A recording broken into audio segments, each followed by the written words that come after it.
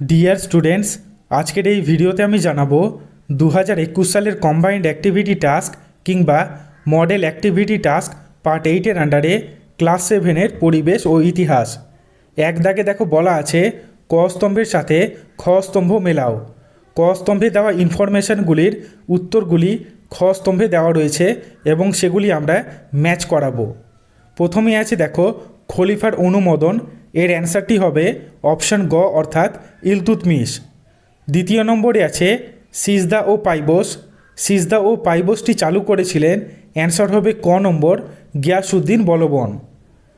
3 নম্বরে আছে বাজার দর নিয়ন্ত্রণ। বাজার দর নিয়ন্ত্রণটি চালু হয়েছিল আলাউদ্দিন খলজির সময়, তাহলে 3 নম্বরের সঙ্গে ম্যাচ করবে অপশান ঘ। 4 নম্বরে আছে আমুক্ত মাল্যদা। আমুক্ত মাল্যদা লিখেছিলেন কৃষ্ণদেব রায়। খ নম্বরের যে অ্যান্সারটি দেওয়া আছে সেখানে হবে কৃষ্ণদেব রায়। 2 দাগে দেখো বলা আছে বেমানান শব্দটির নিচে দাগ দাও। এখানে প্রথম নম্বরে আছে বিজয়ালয়, দন্তিদুর্গ, প্রথম রাজরাজ, প্রথম রাজেন্দ্র চল। বাকিদের সাথে যেটি বেমানান সেটি হয়ে যাবে দন্তিদুর্গ। দ্বিতীয় নম্বরে আছে বরেন্দ্র, হরিকেল, কনৌজ, গৌড়। এখানে যে জায়গাটি অর্থাৎ সাম্রাজ্যটি বাকিগুলো থেকে আলাদা সেটি হয়ে যাবে কনৌজ। 3 নম্বরে আছে হলায়ুদ, জয়দেব, গোবর্ধন, উমাপতিধর। এখানে যে সমস্ত ব্যক্তিবর্গের নাম দেওয়া রয়েছে তাদের মধ্যে যেটি বেমানান তিনি হলেন গোবর্ধন। 4 নম্বরে আছে প্রতাপাদিত্য, কেদার রায়, ঈশা খান, বৈরম খাঁ। এখানে বাকিদের থেকে আলাদা অর্থাৎ বেমানান অ্যান্সারটি হবে বৈরম খান। 3 দাগে বলা আছে শূন্যস্থান পূরণ করো। 3 দাগের প্রথম কোয়েশ্চেনে আছে বন্দেগানি চেহেলগানির সদস্য ছিলেন সুলতান, অ্যান্সার হবে গিয়াসউদ্দিন বলবন। পরেরটি আছে বাংলার প্রথম স্বাধীন সুলতান ছিলেন, অ্যান্সার হবে পরেরটিতে আছে বাংলার প্রথম স্বাধীন সুলতান ছিলেন, অ্যান্সারটি হবে সুলতান শামসুদ্দিন ইলিয়াস শাহ। 3 নম্বরে আছে পর্তুগিজ পর্যটক, এখানে অ্যান্সার হবে পেজ বিজয়নগর পরিভ্রমণ করেন। 4 নম্বরে আছে বিজয়নগর পরাজিত হয়েছিল, অ্যান্সার হবে 1565 খ্রিস্টাব্দের তালিকোটার যুদ্ধে। 4 দাগে দেখো বলা আছে সত্য বা মিথ্যা নির্ণয় করো। প্রথমটিতে আছে দাগ ও হুলিয়া ব্যবস্থা চালু রাখেন শেরশাহ, অ্যান্সারটি হবে সত্য।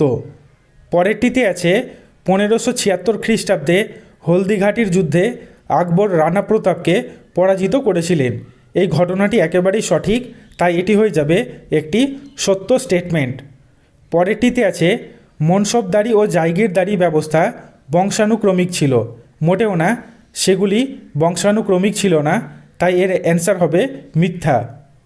4 নম্বরে আছে রাজিয়া তার মুদ্রায় নিজেকে সুলতান বলে দাবি করেছেন, একেবারেই সঠিক, তাই এটি হয়ে যাবে একটি সত্য স্টেটমেন্ট। 5 দাগে দেখো বলা আছে 2-3টি বাক্যে উত্তর দাও। প্রথম কোয়েশ্চেনটি আছে দিন-ই ইলাহি কি, এর অ্যান্সার হবে খ্রিস্টীয় 1570 দশকে মুঘল সম্রাট আকবর ফতেপুর সিক্রিতে নানা ধর্মের গুরুদের ডেকে ধর্মীয় নানা বিষয়ে আলোচনা করতেন। এইসব আলোচনার ভিত্তিতে তিনি দিন-ই ইলাহি নামে এক নতুন মতাদর্শ চালু করেন। ফরাসি শব্দ দিন-ই ইলাহির অর্থ হল ঈশ্বরের প্রতি বিশ্বাস। আবুল ফজল ও বাদাউনি এই ধর্মমতকে তৌহিদ-ই ইলাহি বা স্বর্গীয় একশ্বরবাদ বলে উল্লেখ করেছেন। আকবর বিভিন্ন ধর্ম থেকে নিজের পছন্দ মতো কিছু কিছু বৈশিষ্ট্য বেছে নিয়ে তার উপর ভিত্তি করে দিন-ই ইলাহি তৈরি করেন। তিনি নিজের সভাসদের মধ্যে এর প্রচলন করেছিলেন। বেশ কিছু অনুষ্ঠান ও রীতিনীতির মধ্য দিয়েই তারা বাদশাহের প্রতি সম্পূর্ণ অনুগত থাকার শপথ নিত। এই হলো দিন-ই ইলাহি। দ্বিতীয় নম্বর কোয়েশ্চেনে বলা আছে মনসব কি, এর উত্তরটি হবে আকবর সামরিক ব্যবস্থায় একটি গুরুত্বপূর্ণ সংযোজন করেন, সেটি হলো তার মনসবদারি ব্যবস্থা।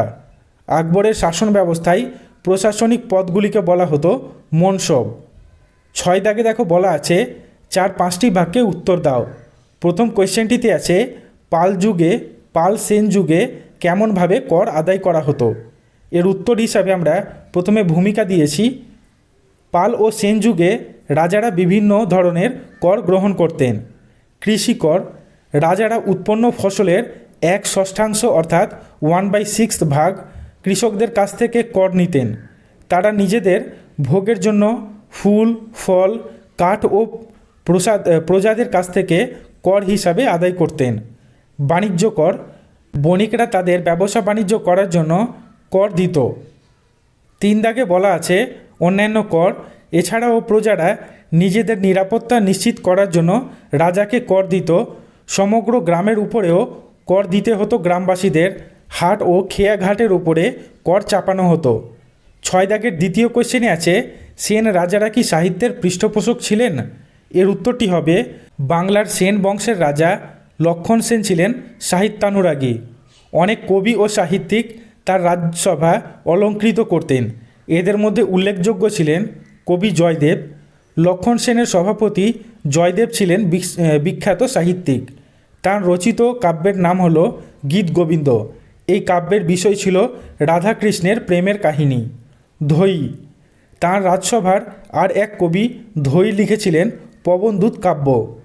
পঞ্চরত্ন, জয়দেব ও ধৈ সহ আরও 3 জন গোবর্ধন, উমাপতিধর, এখানে হবে উমাপতিধর এবং শরণ লক্ষণ সেনের সভা অলঙ্কৃত করেছিলেন।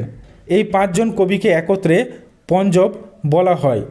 এছাড়াও লক্ষণ সেনের মন্ত্রী হলায়ুদ বৈদিক নিয়মে ব্রাহ্মণ সর্বস্ব নামে একটি বই লিখেছিলেন। লক্ষণ সেন নিজেও পিতার অসমাপ্ত অদ্ভুত সাগর বইটি সমাপ্ত করেন।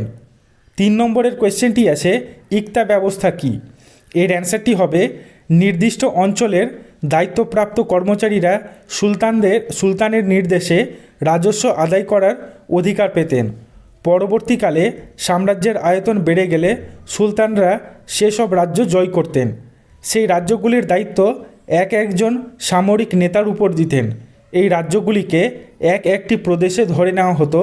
এগুলিকে বলা হতো ইক্তা। ইক্তার দায়িত্বে যিনি থাকতেন তাকে বলা হতো ইক্তাদার বা ওয়ালি। 6 দাগের 4 নম্বর কোয়েশ্চেনে আছে খলজি বিপ্লব বলতে কী বোঝো?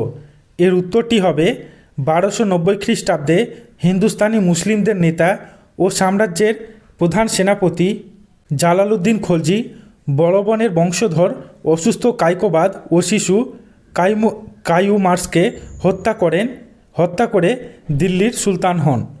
এই ঘটনাকে বলা হয় খলজি বিপ্লব। এর ফলে দিল্লিতে তুর্কি অভিজাতদের ক্ষমতা চলে যায়। তার বদলে খলজি তুর্কি ও হিন্দুস্তানিদের ক্ষমতা বেড়ে গিয়েছিল। 6 দাগের 5 নম্বর কোয়েশ্চেনে আছে দাক্ষিণাত্য ক্ষত বলতে কী বোঝো? এর উত্তরটি হবে খ্রিস্টীয় 7দশ শতকে ঔরঙ্গজেবের সময়ে মারাঠাদের শক্তি অনেক বেড়ে গিয়েছিল। ঔরঙ্গজেব ভেবেছিলেন যে দক্ষিণী রাজ্যগুলিকে জয় করতে পারলে সেখান থেকে অনেক বেশি রাজস্ব আদায় করা যাবে। তার সঙ্গে মারাঠাদের দমন করাও সহজ হবে। ঔরঙ্গজেবের আমলে মুঘলরা বিজাপুর ও গোলকোন্ডা দখল করেছিল। মুঘল সাম্রাজ্যের আয়তন এত বড় আগে কখনো হয়নি, কিন্তু বাদশাহ যা ভেবেছিলেন তা হলো না। তার বদলে বহু বছরের রক্তক্ষয়ী যুদ্ধে মুঘলদের অনেক আর্থিক ক্ষতি হলো। দাক্ষিণাত্য যুদ্ধের এই ক্ষত আর সারল না। মারাঠা নেতা শিবাজিকেও স্বাধীন রাজা বলে মেনে নিতে হলো। অবশেষে 25 বছর ধরে যুদ্ধ করে ঔরঙ্গজেব শেষে দাক্ষিণাত্যেই মারা গেলেন 1707 খ্রিস্টাব্দে। 7 দাগে বলা আছে 7-8টি বাক্যে উত্তর দাও। প্রথম কোয়েশ্চেনটিতে আছে বখতিয়ার খলজির বাংলা আক্রমণের পর বাংলাতে কি কি পরিবর্তন ঘটেছিল? এর উত্তরটি হবে বখতিয়ার খলজি বাংলা আক্রমণ করলে লক্ষণ সেন কোনো প্রতিরোধ না করে পূর্ববঙ্গে চলে যান। ফলে বখতিয়ার খলজি সহজে বাংলা দখল করে নেন, কিন্তু লক্ষণাবতী অধিকার করে নিজের রাজধানী স্থাপন করেন। এই শহরকে সমকালীন ঐতিহাসিকরা লখনৌতি বলেছেন। এরপর বখতিয়ার খলজি তার রাজ্যকে কয়েকটি ভাগে ভাগ করেন। প্রত্যেক ভাগের জন্য একজন করে শাসনকর্তা নিযুক্ত করেন। এরা ছিলেন তার সেনাপতি। তিনি মসজিদ, মাদ্রাসা এবং সুফি সাধকদের আস্তানা তৈরি করেন। তার আমলে রাজ্যের সীমানা উত্তরে দিনাজপুর জেলার দেবকোট থেকে রংপুর, দক্ষিণে পদ্মা নদী, পূর্বে তিস্তা ও করতোয়া নদী, এদের পশ্চিমে বিহার পর্যন্ত বিস্তৃত ছিল। দ্বিতীয় নম্বর কোয়েশ্চেনে আছে কৃষ্ণদেব রায়কে কেন বিজয়নগরের শ্রেষ্ঠ শাসক বলা হয়? এর উত্তরটি হবে কৃষ্ণদেব রায় ছিলেন বিজয়নগর রাজ্যের বিখ্যাত শাসক। তার রাজত্বকালে বিজয়নগরের গৌরব সবথেকে বেড়েছিল। সে সময়ে সাম্রাজ্যের সীমা বেড়েছিল, অভ্যন্তরীণ ও বৈদেশিক বাণিজ্যের প্রসার হয়েছিল। এছাড়াও শিল্প, সাহিত্য, সঙ্গীত এবং দর্শন শাস্ত্রের উন্নতি তার সময় লক্ষ্য করা যায়। কৃষ্ণদেব রায় নিজেও একজন সাহিত্যিক ছিলেন। তেলুগু ভাষায় লেখা অমুক্ত মাল্যদা গ্রন্থে তিনি রাজার কর্তব্যের কথা লিখেছিলেন।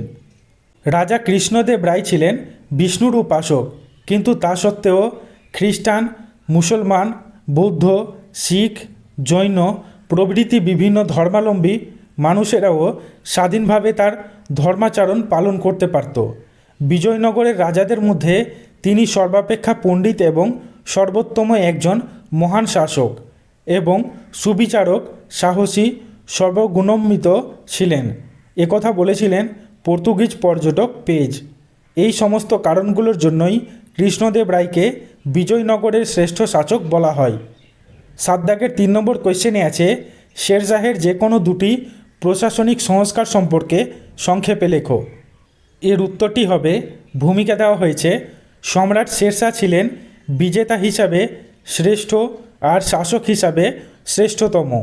দিল্লির শাসক হিসাবে তিনি মাত্র 5 বছর অর্থাৎ 1540 থেকে 1545 খ্রিস্টাব্দ রাজত্ব করেছিলেন, কিন্তু এই অল্প সময়ের মধ্যেই শাসন ব্যবস্থার সর্বত্র তিনি কৃতিত্বের স্বাক্ষর রেখেছিলেন।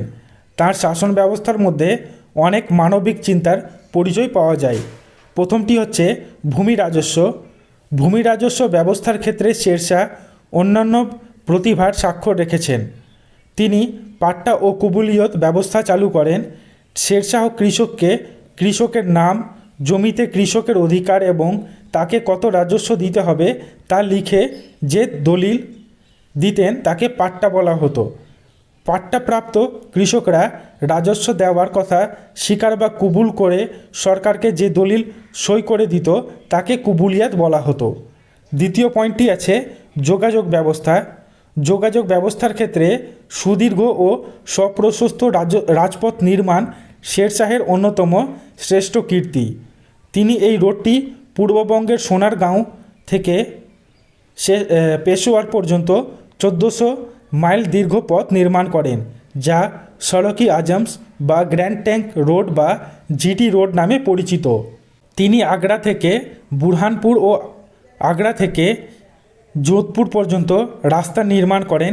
তিনি পথিক ও বণিকদের সুবিধার জন্য রাস্তার ধারে ধারে অনেক সরাইখানা নির্মাণ করেছিলেন। তিনি প্রথম ঘোড়ার পিঠে ডাক আদান প্রদানের ব্যবস্থা করেন।